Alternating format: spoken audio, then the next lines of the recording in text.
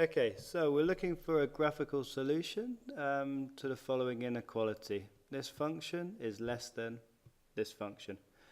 The easiest way, I think, to do this type of thing is to, if you've got f is less than g, then what we can do is say that f minus g, take away g from both sides, is less than 0.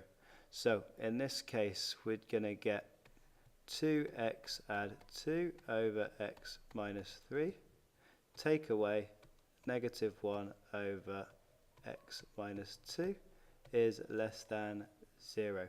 And that's what I've put in my calculator here. If I just go up and move across so you can see, we've got 2x add 2 divided by x add 3, x minus 3, sorry, take away negative 1 over x minus 2. So let's go use our standard zoom, have a look at it. All right, so what we can see here is our function is going to be positive, and it goes negative here. It's actually a little hard to see.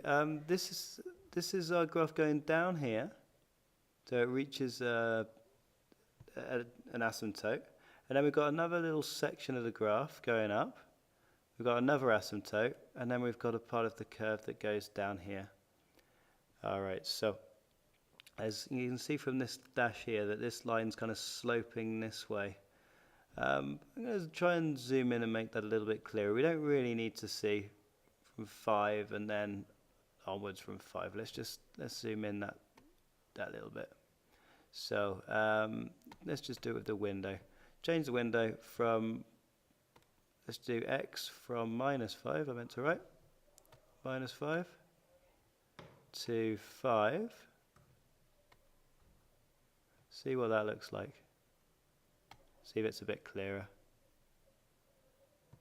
Not particularly, but you can see that this is going from left to right. So this function is positive, then negative. When we get to this asymptote, it's then going to come up here. So it's going to be positive, then negative. It's going to hit an asymptote, and then be positive from then onwards. All right. So what we need to find is where it crosses the axis and the asymptotes. So let's do that. Second, calculate the 0. So number 2. Calculate the 0.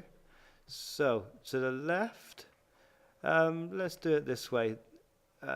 We want to find this intersect here. So this, remember, was from 0 to negative 5. I'm going to say the negative 3 is to the left. Enter. Gives me an arrow. Yeah, it looks right. And then let's say that negative 1 is to the right. Enter. And then my guess, negative 2. Let's go in the middle of those. Enter. So it tells me that I have a 0, or it changes. Well, let's just draw this line out. So there's a changing place at negative 1.64, so 3 significant figures. Here we are positive. So positive means that we are bigger than 0, so that's a no. No, we're not less than 0 there. And then that's going to happen up until we get our asymptote. Let's have a look at our table. So second table. We've got 2 errors here. We've got an asymptote at 2 and an asymptote at 3. So those are going to be 2 points on our graph. Let's do 2 and let's do 3. Okay. Let's look at the graph again. So from this point to our first asymptote, we're going to be negative. And that f minus g is negative. Yes, that satisfies this inequality. All right, when I hit that asymptote, we're going to have to say no, because we're going to be right up here. We're going to be right up in the air until I get to this 0. So let's do second, calculate the 0. Okay, and it's quite hard to get close to this one. We know it's a bit bigger than 2, don't we? Why don't we try when x is 2.01. All right, so a little bit to the left of that asymptote is going to be really high up in the air, hopefully. Okay, and now we need to make sure we go far enough over. So, in fact, could we do this? Oh, here we go. Let's just move down to it. There it was at 2.01.